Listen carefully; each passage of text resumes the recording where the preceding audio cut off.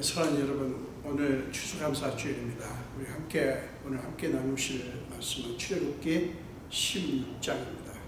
출애굽기 16장 1절에서 7절, 그리고 16절에서 20절, 26절에서 28절 이렇게 세 군데를 보도록 하겠습니다. 출애굽기 16장 1절부터 7절을 먼저 우리 한 목소리로 읽겠습니다. 이스라엘 자손의 온 회중이 엘림에서 떠나 엘림과 시내산 사이에 있는 신 광야에 이르니 애굽에서 나온 후 둘째 달 15일이라. 이스라엘 자손 온 회중이 그 광야에서 모세와 아론을 원망하여 이스라엘 자손이 그들에게 이르되 우리가 애굽 땅에서 고기 가마 곁에 앉아 있던 때와 떡을 배불리 먹던 때에 여호와의 손에 죽었더라면 좋았을 것을 너희가 이 광야로 우리를 인도해내어 이 온 회중이 줄여 죽게 하는도다. 그때 여호와께서 모세에게 이르시되 보라, 내가 너희를 위하여 하늘에서 양식을 비같이 내리리니 백성이 나가서 일용할 것을 날마다 거둘 것이라. 이같이 하여 그들이 내 율법을 준행하나 아니하나 내가 시험하리라. 여섯째 날에는 그들이 그 거둔 것을 준비할지니 날마다 거두던 것에 갑절이 되리라. 모세와 아론이 온 이스라엘 자손에게 이르되 저녁이 되면 너희가 여호와께서 너희를 애굽 땅에서 인도하여 내셨음을 알 것이요 아침에는 너희가 여호와의 영광을 보리니 이는 여호와께서 너희가 자기를 향하여 원망함을 들으셨습니다. 우리가 누구이기에 너희가 우리에게 대하여 원망하느냐. 16절입니다. 여호와께서 이같이 명령하시기를 너희 각 사람은 먹을 만큼만 이것을 거둘지니 곧 너희 사람 수요대로 한 사람의 한 오멜씩 거두되 각 사람이 그의 장막에 있는 자들을 위하여 거둘지니라 하셨느니라. 이스라엘 자손이 그같이 하였더니 그 거둔 것이 많기도 하고 적기도 하나 오멜로 되어본 즉 많이 거둔 자도 남음이 없고 적게 거둔 자도 부족함이 없이 각 사람은 먹을 만큼만 거두었더라. 모세가 그들에게 이르기를 아무든지 아침까지 그것을 남겨두지 말라 하였으나 그들이 모세에게 순종하지 아니하고 더러는 아침까지 두었더니 벌레가 생기고 냄새가 난지라. 모세가 그들에게 노하니라. 26절에서 28절 엿새 동안은 너희가 그것을 거두되 일곱째 날은 안식일인즉 그날에는 없으리라 하였으나 일곱째 날에 백성 중 어떤 사람들이 거두러 나갔다가 얻지 못하니라. 여호와께서 모세에게 이르시되 어느 때까지 너희가 내 계명과 내 율법을 지키지 아니하려느냐. 아멘. 한 번 더 기도하겠습니다. 예수님, 보십시오. 부족한 종은 죄인이지만 하나님께서 말씀을 전하라 명하셨기에 순종하고 하나님과 하나님의 사랑하시는 자녀들 앞에 섰습니다. 오 성령님이시여 제게 임하사 성령의 불로 종의 입술을 정결케 하사 하나님의 말씀이 온전히 선포되게 하여 주옵소서. 감사드렸고 예수님 이름으로 기도합니다. 아멘.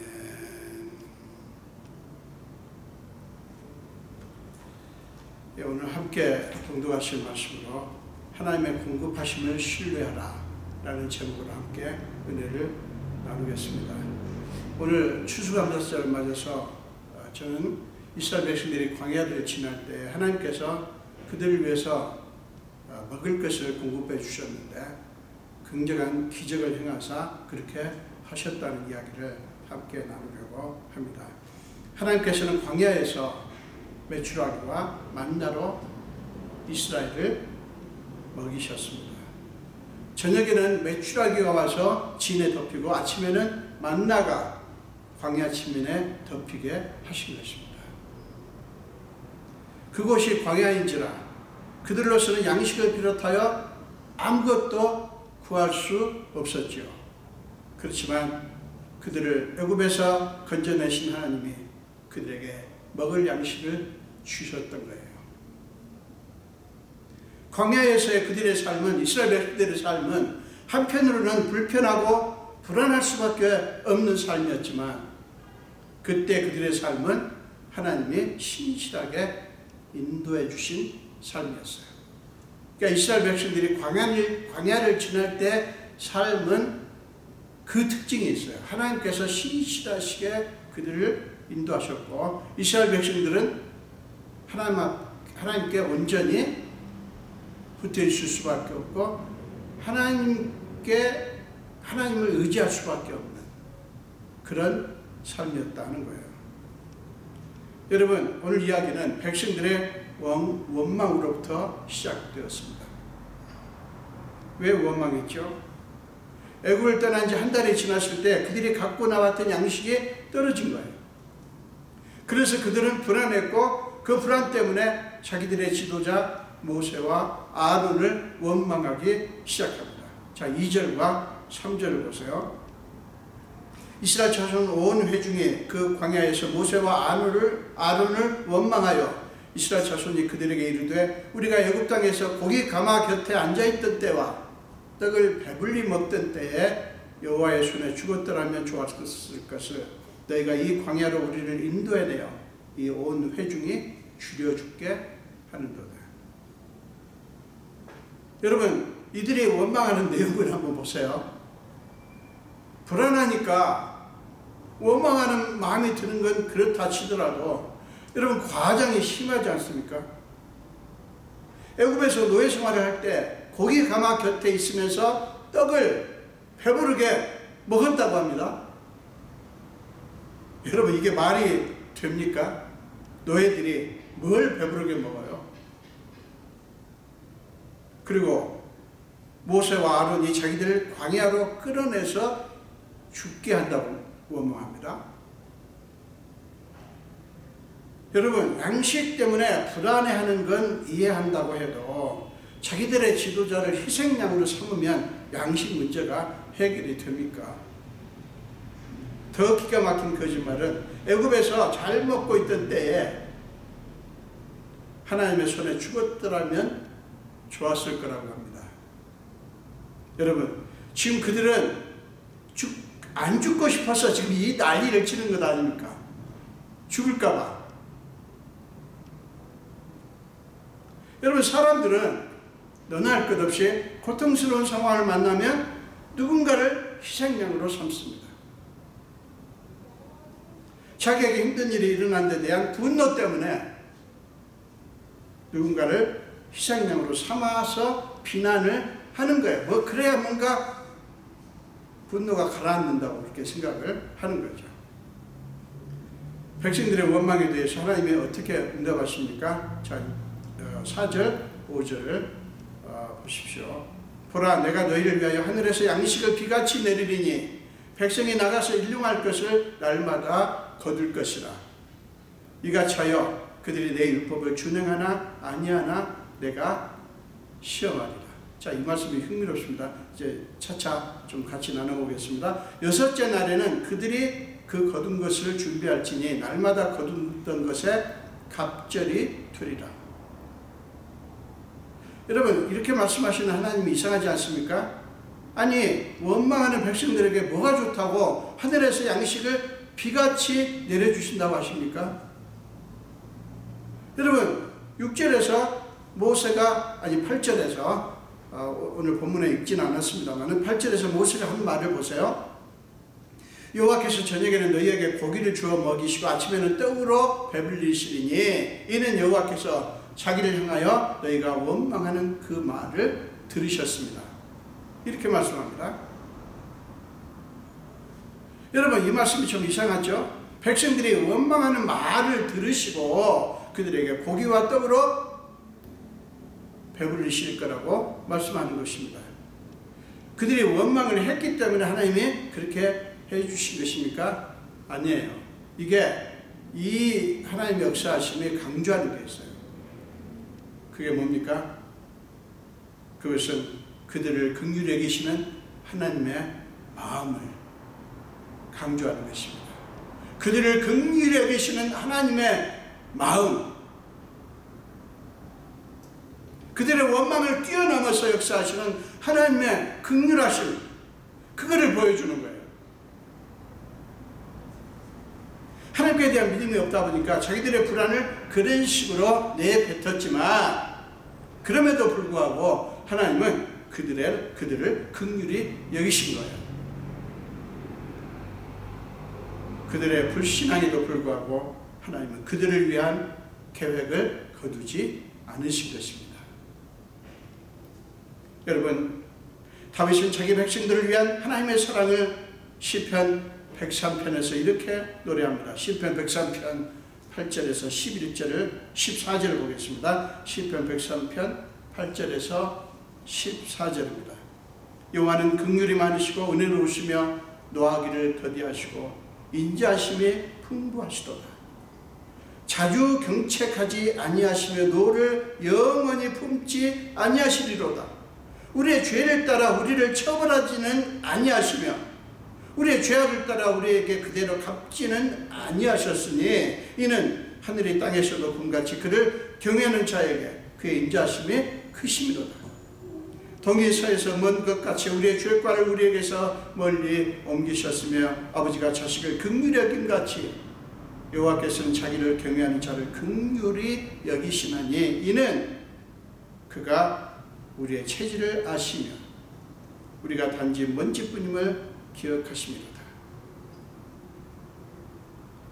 여러분, 다윗은 긍휼히 여기시는 하나님의 성품을 이렇게 아름답게 고백을 한 거예요.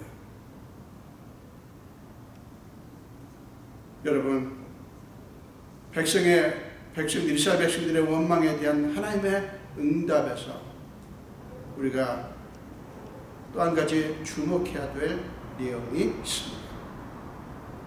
자, 4절 뒷부분입니다. 이같이 하여 그들이 내 율법을 준행하나 아니하나 내가 시험하리라. 이같이 하여 그들이 내 율법을 준행하나 아니하나 내가 시험하리라. 여러분, 이게 무슨 말씀일까요?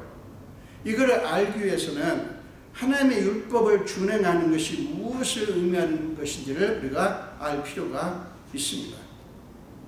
하나님의 율법을 준행한다고 하는 것은 뭐 이런 거 아닙니까? 하라 혹은 하지 말라 등의 말씀을 지키는 거 아닙니까?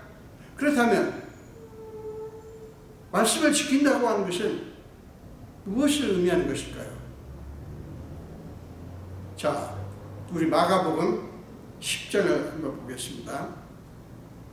제가 읽지는 않겠습니다만 마가복음 10장 17절에서 22절에 보면 한 부자가 예수님께 와서 내가 무엇을 하여야 영생을 얻으리이까 이렇게 질문을 합니다. 그때 예수님은 10계명에 나오는 몇 가지 계명들에 대해서 말씀을 합니다. 그러자 그 부자는 이것은 내가 어려서부터 다 지켰나이다 이렇게 대답을 합니다. 그런데 예수님은 그런 그에게 이렇게 말씀하죠. 너에게 한 가지 부족한 것이 있다. 이렇게 말씀을 하시면서 네 소유를 다 팔아 가난한 자들에게 주고 그리고 와서 나를 따르라. 이렇게 말씀을 합니다. 그러자 그 부자는 어떻게 반응을 합니까? 22절 마가복음 10장 22절에 보면 그 사람은 재물이 많은 거로 이 말씀으로 인하여 슬픈 기색을 띠고 근심하며 가니라. 재물이 많은데 예수님은 그 재물을 다 팔아서 가난한 자들에게 주라는 거예요. 그리고 와서 나를 따르는 거라는 거예요. 근데 성경은 그 사람이 재물이 많은 거로 이 말씀으로 인하여 슬픈 기색을 띠고 근심하며 가니라. 여러분, 이게 뭘 보여주는지 잘 보십시오.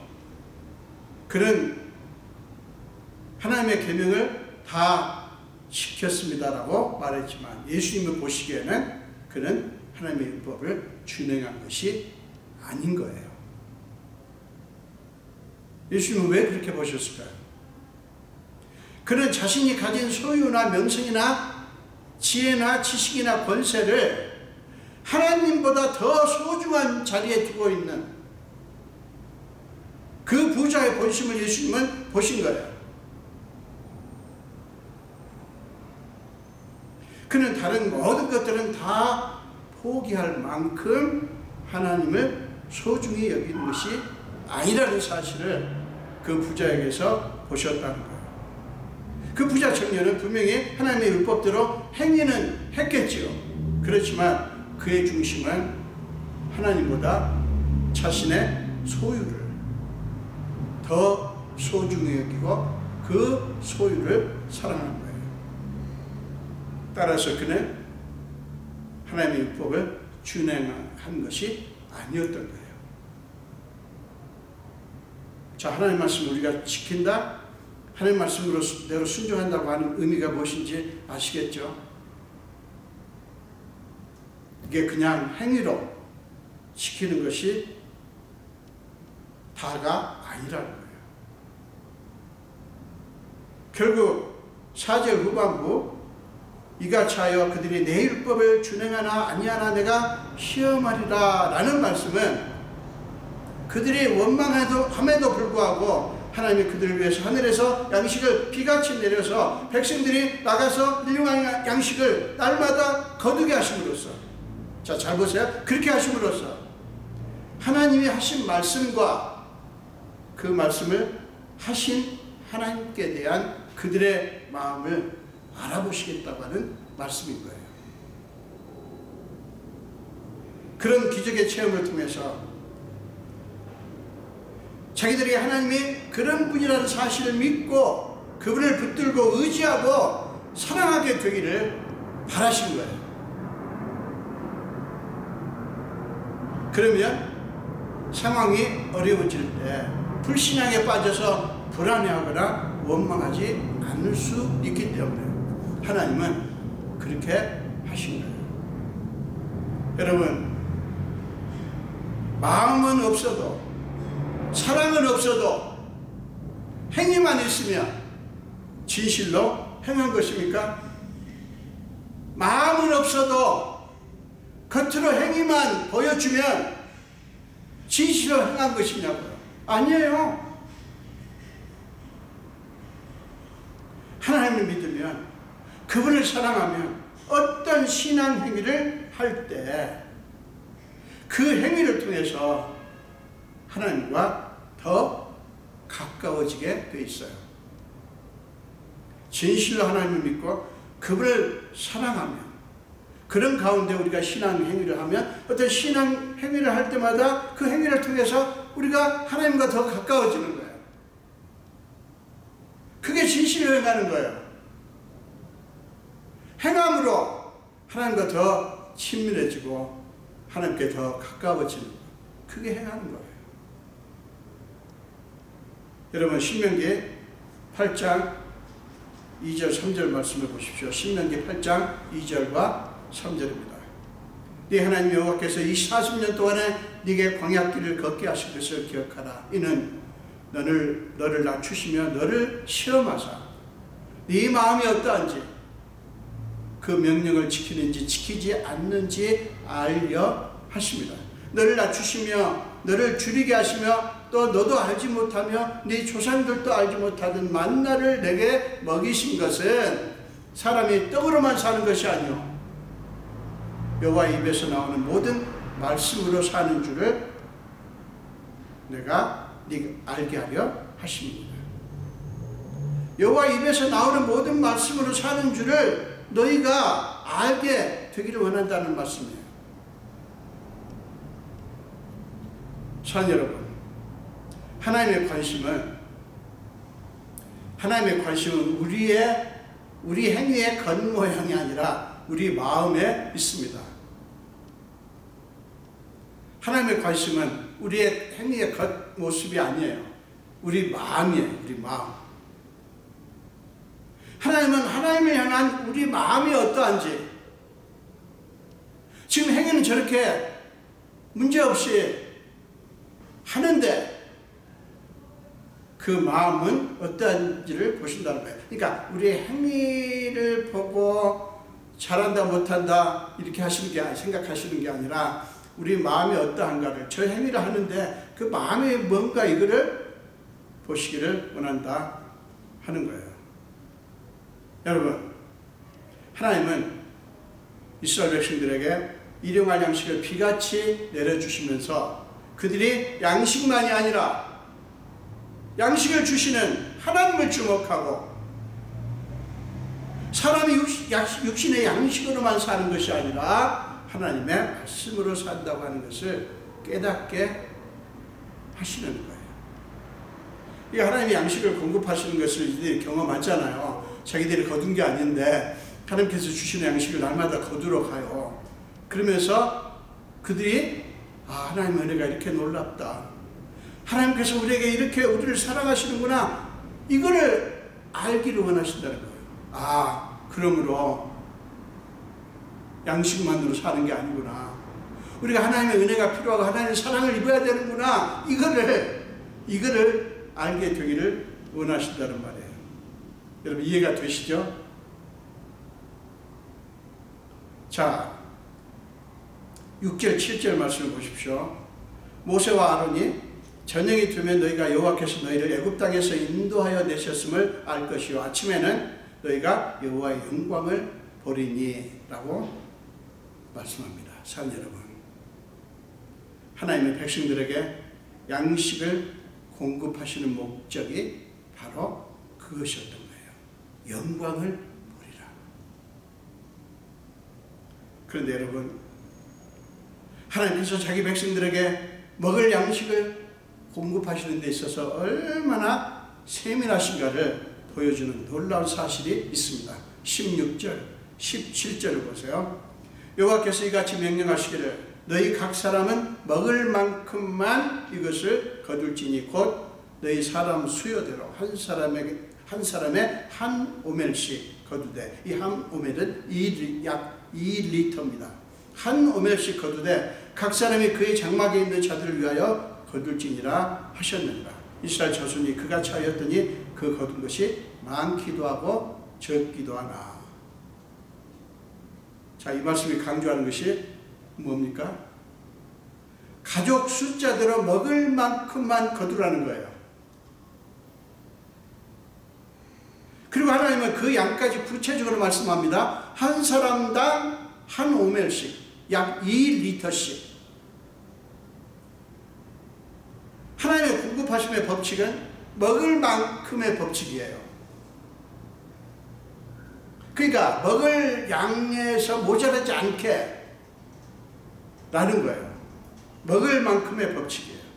이 말씀은 절대로 모자라게 주시지 않을 것이니 지나치지 말아라, 욕심 부리지 말아라 하는 말씀이에요. 먹을 것을 공급하시는 하나님은 신뢰하고 모자랄까봐 불안해하지 말라는 말씀이에요. 신뢰하라는 거예요. 모자랄까봐, 모자라면 어떡하지? 그런 불안감을 갖지 말라는 말씀이에요. 여러분, 각 사람에게 먹을 만큼, 즉 필요한 만큼, 이게 어느 정도를 말하는 것일까요? 좀 궁금하죠? 그죠?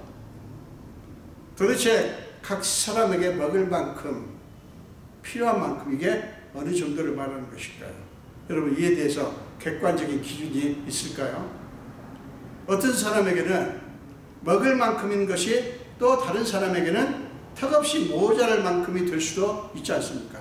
같은 양을 먹어도 어떤 사람은 배부른데 어떤 사람은 턱없이 모자란 경우 있지 않습니까? 그러니까 이게 얼마만큼이 그 사람에게 먹을 만큼이 될 것인지 참 이게 궁금하죠? 얼마만큼이 먹을 만큼일까요?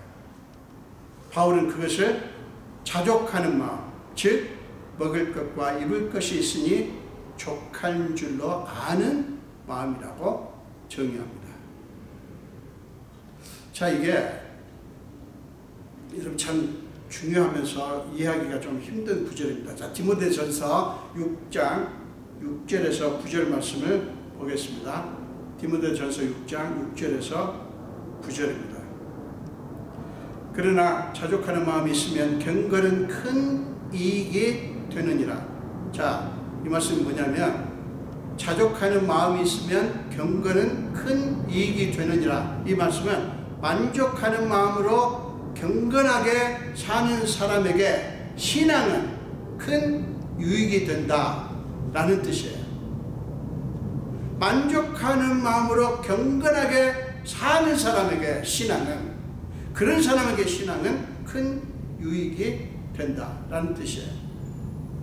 자, 자족하는 마음이 있으면 경건은 큰 이익이 되느니라. 우리가 세상에 아무것도 가지고 온 것이 없음에 또한 아무것도 가지고 가지 못하리니 우리가 먹을 것과 입을 것이 있은즉 족한 줄로 알 것이니라.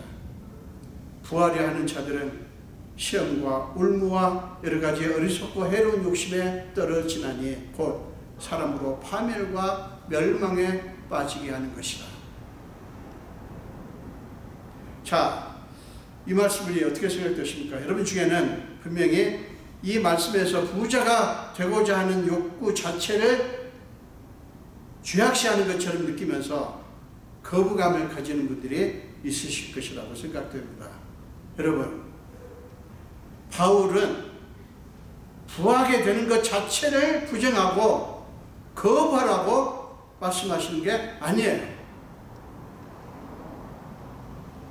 부하려고 할 때, 자, 잘 들으세요. 부하려고 할 때, 부자가 되려고 할 때, 돈을 벌려고 할 때 발생하는 시험과 올무와 여러 가지 어리석고 해로운 욕심을 경계하라고 말씀하신 거예요. 무조건 부자가 되려고, 무조건 돈만 벌려고 했을 것이 아니라 그렇게 됐을 때 발생할 수 있는 시험과 올무와 여러 가지 어리석고 해로운 욕심, 이거를 경계하라는 마음이에요. 자, 조금 더 나아가 보겠습니다. 그래서 바울은 하나님 안에서 자족하는 마음을 가지라고 부탁을 하는 거예요.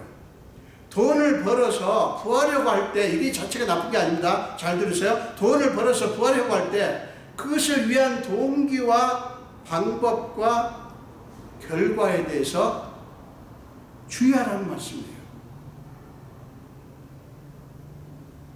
그렇지 않으면 돈이 하나님의 자리를 차지하게 되고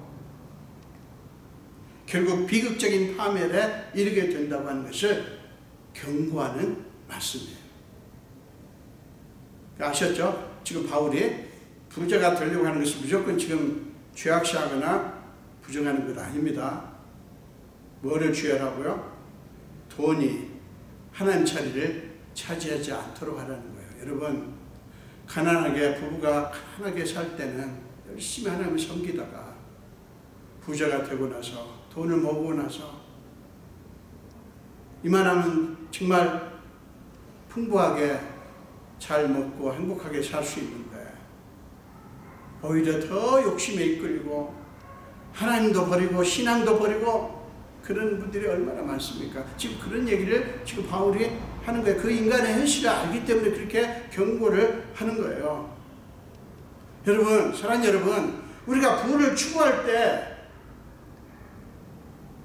조심하고, 반드시 조심하고 또 조심해야 될 것은 뭐냐면, 부하게 된다면 꼭 부뿐만 아니에요. 우리가 권세를 얻고 많은 것들을 이렇게 소유하고 또 성공하고 싶어 하지 않습니까? 그렇죠? 근데 그렇게 된다면 하나님과 나의 관계는 어떻게 될까? 내가 원하는 이것들이 다 이루어져서 부자도 되고 유명인사도 되고 많은 사람들에게 추앙을 받는, 존경을 받는 사람이 될 때 그것에만 만족할 것이 아니라 그렇게 된다면 하나님과 나의 관계는 어떻게 될까? 이거에 대해서 주목하시라는 말씀이에요. 그래서 예수님은 마태복음 6장에서 무엇을 먹을까, 무엇을 마실까, 무엇을 입을까 염려하지 말라고 하시면서 중요한 영적 원리를 제시하십니다. 그렇게 염려하는 대신에 너희는 먼저 그의 나라와 그의 일을 구하라. 그리하면 이 모든 것을 너희에게 더하시리라. 마태복음 6장 33절이에요. 그렇게 말씀을 하셨어요. 이게 무슨 얘기냐면 하나님의 공급하심을 믿고 끝까지 하나님과의 관계를 주목하라 라고 하는 거예요. 여러분, 우리 크리스천들은 제가 여러 번 말씀드립니다. 무엇이 되고 무엇을 이루고 이게 중요한 게 아니라 하나님과의 관계가 어떻게 되는가, 이게 중요한 거예요. 여러분, 본문에서 매우 흥미로운 말씀은 18절입니다.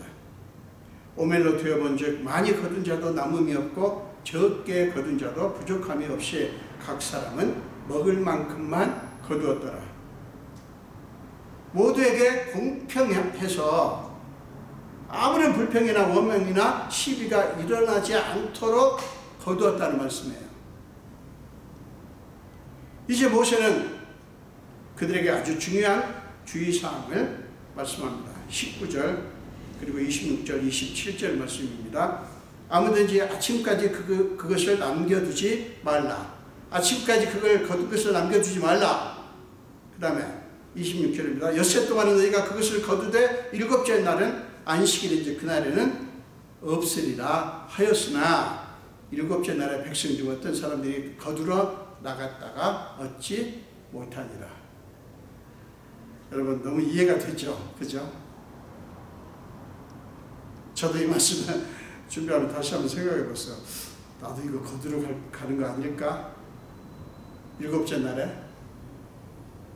그런 생각이 듭니다. 그러면서 웃음이 나옵니다. 여러분, 그들이 왜 그렇게 했겠어요? 욕심에 이끌린 거예요. 왜요? 왜 욕심에 이끌립니까? 불안해서 그래요. 불안해서. 정말 오늘 안 거두면 오늘 먹을 게 있을까? 내일은 어떡하지? 내일은 어떡하지? 이런 불안감 때문에 그렇게 한 거예요.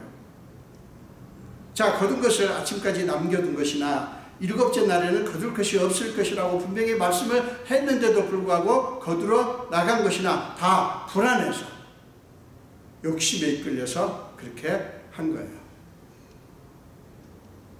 그들의 욕심의 결과는 무엇이었습니까? 아침까지 남겨둔 것은 벌레가 생기고 냄새가 나서 먹을 수 없게 되었고, 일곱째 날에 거두러 나간 자들은 아무것도 얻지 못하고 빈손으로 돌아왔습니다. 여러분, 그들의 문제가 뭐죠? 하나님의 공급하심을 신뢰하지 못한 거예요. 그들의 실패 원인이 그것이었어요. 선 여러분, 하나님은 주시기를 기뻐하시는 분이심을 믿으십시오. 하나님은 여러분에게 주시기를 기뻐하시는 분이심을 믿으시고 그분께 온전히 맡기십시오. 여러분이 집중할 것은 끊임없이 그의 나라와 그의 의를 구하는 일입니다. 이게 끊임없이 진행이 되고 여러분들이 그에 대한 믿음이 있어야 불안에 빠지지 않을 수 있어요. 불안에서 해방될 수 있어요. 어떤 상황이 닥치든 여러분 끝까지 하나님을 신뢰하십시오. 그것이 감사하는 것입니다. 그것이 하나님의 가장 기뻐하시는 하나님께 드릴 최고의 제물입니다. 하나님을 신뢰하는 것. 우리의 감사가 결코 헛되지 않을 것은 그 감사를 받으시는 분이 가장 신뢰할 수 있는 분이시기 때문이에요. 사랑하는 여러분, 오래된 나무의 나이테가 늘어나듯이, 그렇지 않습니까? 오래된 큰 나무 보세요. 나이테가 굉장히 넓게 이렇게 많이 둘러져 있습니다. 여러분의 삶에도, 저와 여러분의 삶에도 날이 갈수록 감사의 나이테가 더욱 늘어나기를 주님의 이름으로 축원합니다. 기도하겠습니다. 예수님 감사합니다. 오늘도 생명 주신 주님, 오늘도 추수감사주일을 맞아서 이렇게 귀한 말씀 나누게 하신 주님을 찬양합니다. 아버지, 오늘 이 말씀을 들으면서 하나님의 공급하심을 신뢰하는 것이 얼마나 중요한가 하는 것을 공부했습니다. 하나님, 우리에게 믿음을 주시고 끝까지 상황이 어떻게 흔들리고 바뀌든 끝까지 하나님을 신뢰하는 믿음의 사람들이 다 되게 하여 주시옵소서. 감사드렸고 예수님 이름으로 기도합니다. 아멘.